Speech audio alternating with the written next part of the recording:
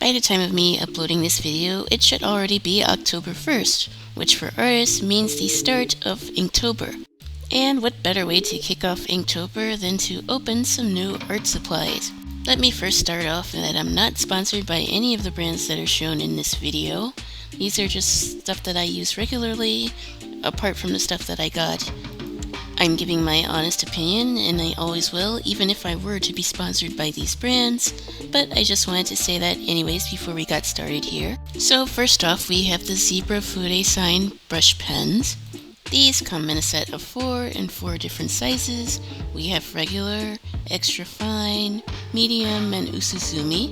Sorry if I'm pronouncing that wrong. These are imported straight from Japan, and as you can see here, pretty much the whole package is in Japanese. Despite me not being able to understand Japanese, at least not yet, I still wanted to give these pens a shot because they looked pretty cool. And they seem to have pretty good reviews on Amazon. The set of 4 costs around $7 USD currently, which breaks down to about $1.80 per pen, which for brush pens is actually pretty good. If I want to do a quick Inktober sketch, these will be perfect to fit into a bag if I don't really want to worry about having a mess. I like using traditional inks, but sometimes they are messy and are not really friendly if you're on the go. But that's not the case with these pens. Just from opening these pens, I could already tell that these were going to be of good quality. While I'm not a pen snob myself, these pens feel nice and weighty. They don't feel too plasticky, which makes it nice to hold. Like I said, I'm not able to read Japanese, but according to the reviews that I saw, these are resistant to both watercolors as well as alcohol markers. But at the time of me doing the drawing that I will do later, I didn't know that, so I just decided to do the coloring first and then add the line art. But that's usually my rule of thumb whenever I'm using a pen that I'm not familiar with. My Tombow pens are not waterproof, so I didn't really want any accidents here with smearing or smudging. First time trying these out, and I was already quite impressed. The ink was rich and dark, the pens didn't feel all streaky, and as I started to use them more and more, I was just more enamored with the quality for the price that I paid. I think as I continue to learn more and more about inking, I tend to be drawn towards brush pens. I like the freedom that it gives you, as well as determining how thick or thin you want your lines, and I feel like it just adds more emotion to my line art. I'm also fed up with my Sakura microns. I keep getting new ones and they keep drying out way too quickly, so I figured I would try something different. Also, sorry if the footage seems a bit jumbled. I tried to record everything on my phone, and unfortunately some of the recorded bits either didn't record or just didn't come out right, so there might be a few random jumps. So the first 3 pens, the medium, fine, and extra fine, all have black ink and of course come in various sizes. The medium pen being for thicker lines and strokes, and the fine and extra fine for smaller details. But the pen I was most interested in was the Usuzumi. As you can see here, it has a gray ink, which was quite unlike any other brush pen that I ever used. Now, I didn't use it for my drawing in this video, but I will definitely use it in the future. So, with the brush pens out of the way, it's time to move on to the main event. These are the AnyMark alcohol markers in the set of 80. Now these cost around $18, but I think there's also a coupon that you can get for these on Amazon. And that brings you down to around $15 USD, or roughly 20 cents per marker. Now a lot of the markers that I had dried out in the Texas heat, so I figured I would get another set. Now because of the price, these only have a bullet nib and a chisel tip. I figured with the way that I plan to use these, I could get away with not having a brush tip. Now, like I said, I got the set of 80, but they also come in a 60 color set, as well as a 120 color set. I figured I would just go down the middle. I didn't think I needed too many colors, but I still wanted to keep my options open. Now, like with any alcohol marker, you will need to swatch these out because the color on the cap definitely doesn't match the color of the ink.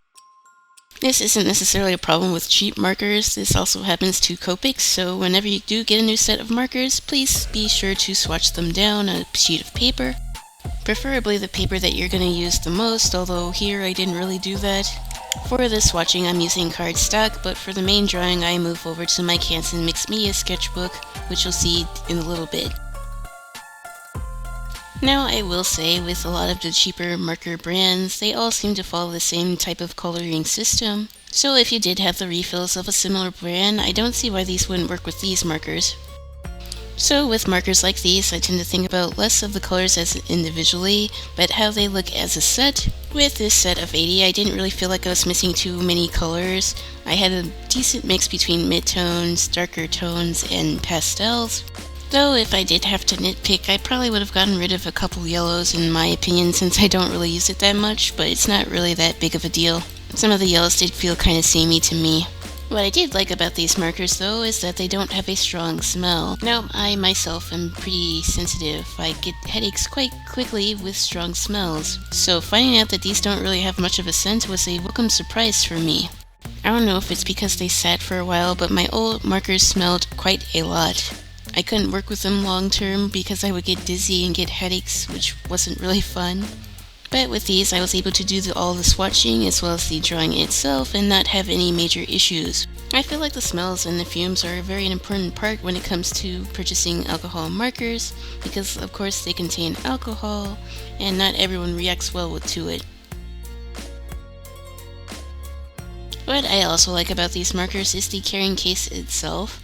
You couldn't really tell when I first opened the bag that these markers were in, but there's actually a little shelf at the bottom so it keeps all your markers upright. This was so helpful because I know a lot of other cheaper marker brands just have markers falling all over the place, but that's just the little details that really make this stand out for me. It also makes for rearranging the colors a lot easier, especially if you're into that kind of thing. For the picture that I'm drawn for this video, I like to have a lot of different greens. I really like the pastel greens. A lot of sets don't include those, at least in my experience. I will say I wish I had a few more browns for different skin tones, but I could always get a separate skin tone set someday. The other skin tone colors though looked great. I think if you're just starting out with alcohol markers, these are a really decent option that aren't too expensive. Alcohol markers really have came a long way because I remember a time where only Prismacolors and really Copics and Winsor Newtons were the only markers you could get on the market. But now there's so many cheaper brands, you really do have options out there. I knew if I was younger, I would really be ecstatic with all these different choices. Now nearly all the colors did have juicy ink, they all felt fresh, but there was one marker that was giving me trouble a little while later, but I'll get to that in a second. If you made it this far, then you might as well drop a like and subscribe. I want to do more art supply review videos in the future, so if you're interested in that, then don't hesitate to stay tuned for more. I will likely make more detailed reviews for supplies that I already have, so stay tuned for those as well. And if you like geeking out about stationery and art supplies, then don't hesitate to join my Discord. I'll have the link in my description, but I'll likely also have it pinned to a comment at the top. Both of my friends aren't really into stationery like I am, so anyone who's down to talk about it, I'm more than open to hear it. Also, hot take, I definitely think that bullet nibs do have some advantages over brush tips, but if you disagree with that, then please let me know down in the comments. They definitely have some uses. I don't think that they're all that horrible to use or get used to. You can still achieve some blending looks with bullet nibs. You don't necessarily need a brush tip. I think it matters more about how you hold your markers, as well as what paper you use, more than the nibs themselves.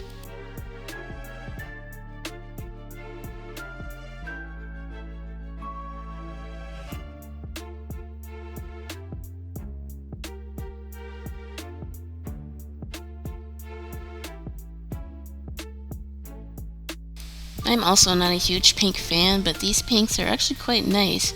They blend quite nicely from these swatches here. Also, I think this pink here was supposed to be a fluorescent pink, but as you can tell, it's not very bright. But who cares, it's still a nice color. I know some marker sets do also come with highlighters, but this is not one of them. If you want a bunch of bright neon colors, then this isn't the set for you. I feel like most of the colors in this set are more for a subtle vibe, nothing too punchy. There's some punchy colors, but not too many. Like for me, I think it's a nice balance, but others might not feel that way.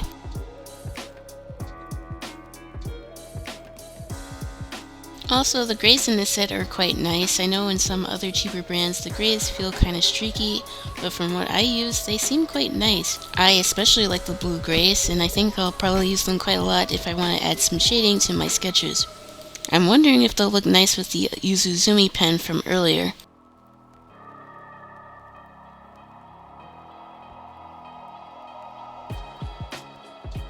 Oh, and I also forgot to mention that this set of 80 also comes with a color blender, but I didn't really test it in the swatch sheet. I don't really use color blenders too often, but I think that's important to mention here. I don't know if I'm too vintage or not, but anytime I try to use a marker blender, it just makes the streakiness worse. But I think it's more for lifting up certain colors, more than it is for blending, or maybe I'm just not using it right or something. I don't know.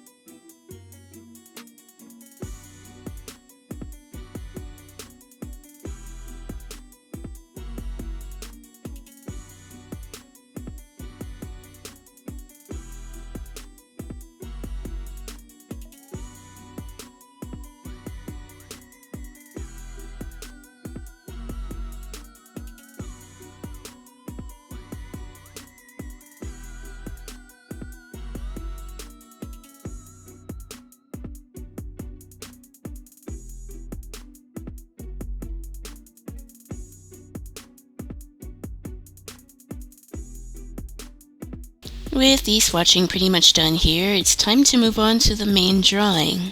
And since this is the first day of Inktober, I decided to bring back a hood classic and draw Poison Ivy. Now if you don't know, or if you've been following me for a while, you likely have seen me draw Poison Ivy for pretty much every first day of Inktober. Now I don't know why I started this tradition on my socials, but it was just something that I did every year, so I kinda just stuck with it. But I mean, Poison Ivy's pretty cool and she's a fun character to draw, so let's just roll with it. Hopefully this is the first of many Poison Ivy drawings that I make here on YouTube.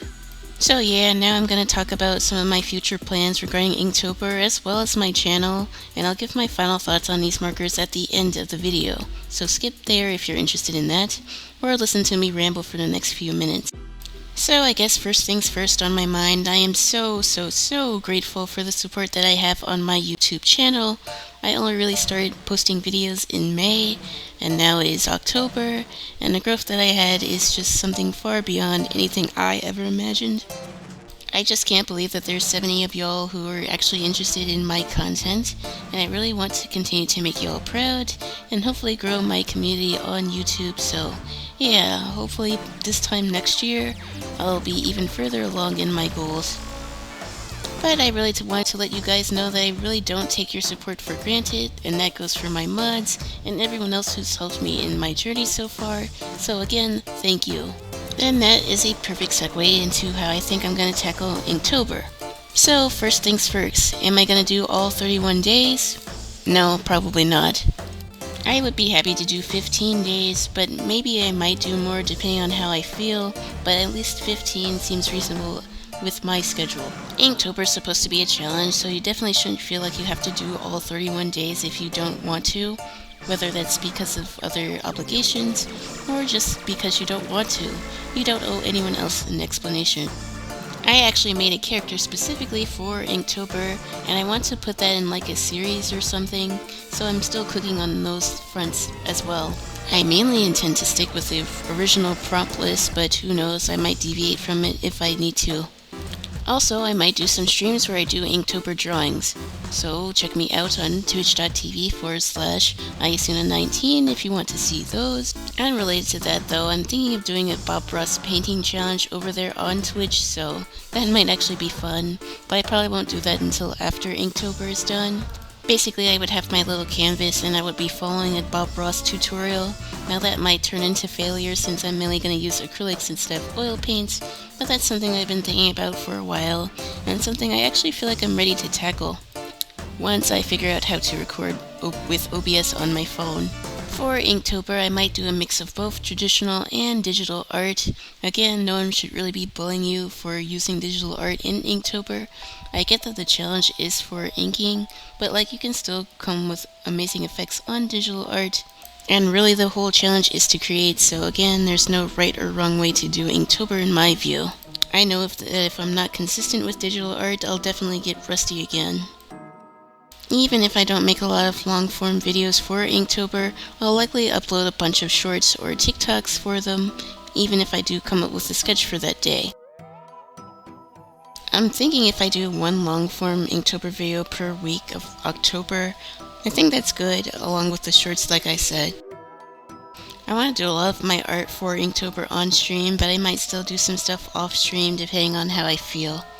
I really want to get affiliate on Twitch, so again, if you want to help me in that goal, then don't hesitate to follow on twitch.tv/Ayasuna19.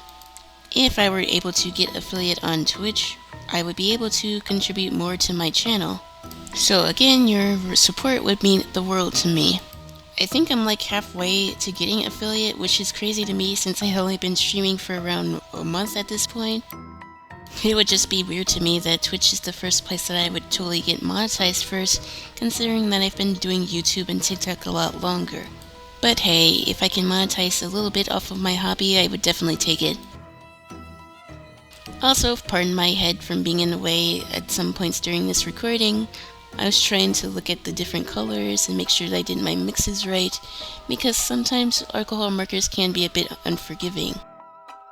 And if you're making an illustration like this, then it helps to have a separate swatch sheet so you can test your colors together to see what works.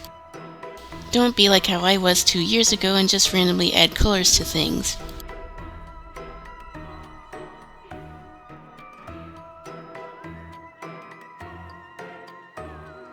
I will say, I do like the midtones and pastels, I feel like I could have used a few more darker shades.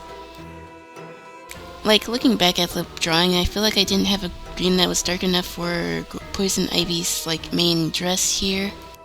I had to go over it a few times with different colors to get the darkness that I wanted, and I feel like I could have went over it a few more times, but I didn't really want to saturate the paper with too much alcohol. Again, I'm using the Canson Mix Media sketchbook here. I actually like how this paper handles markers personally. Even with markers, I still prefer paper with a bit of texture to it, which might also be a hot take. I couldn't really get into using marker paper, it's just not for me. Again, I also feel like her boots should have been a bit darker. I didn't really find the right color for that though.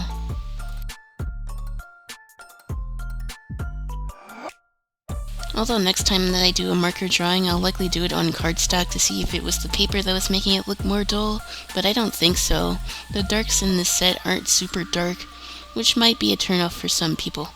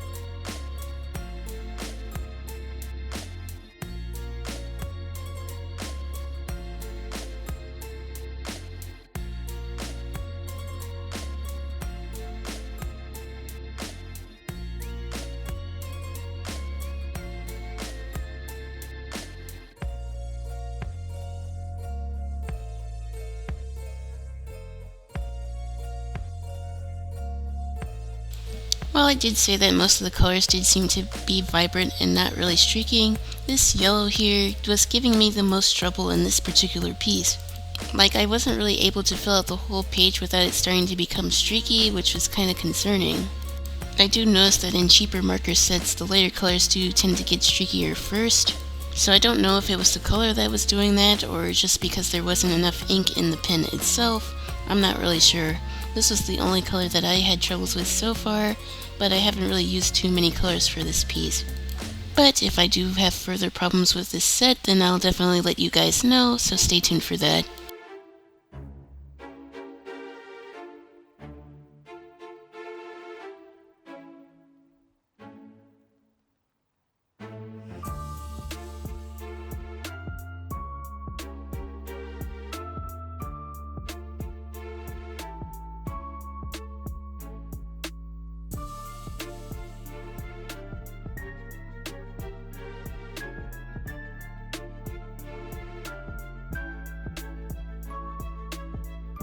So once the coloring was done, it was time to move on to the line art. And like I said, I wanted to test out my brush pens, so I decided to do that. I really do like these brush pens. The ink is nice and dark, it doesn't fade even when it dries, which some brush pens tend to do. I think here I'm mainly using the medium pen, though I will test out the other pens as well that I received. I feel confident in giving the pens an 8 out of 10. I haven't tried them all out with different mediums yet, but I already feel like I will use these for quite a while, and I'll buy some more in the future. I'll also give the markers an 8 out of 10 as well. While I do wish that there were more darker shades, I do like with the color selection that I do have. Though I am a little bit concerned about that one marker because it did seem quite streaky, at least when I used it. Maybe it's the paper, maybe it's just how I had the pen, I'm not sure. I'll have to test out the other lighter colors. But if you want a budget marker set, I definitely think these are worth it. Okay, I did have to cheat a little bit and burst out my pearlescent watercolors to add a little bit of shine to my piece. But other than that, I do declare Inktober Day 1 completed. Stay tuned for more.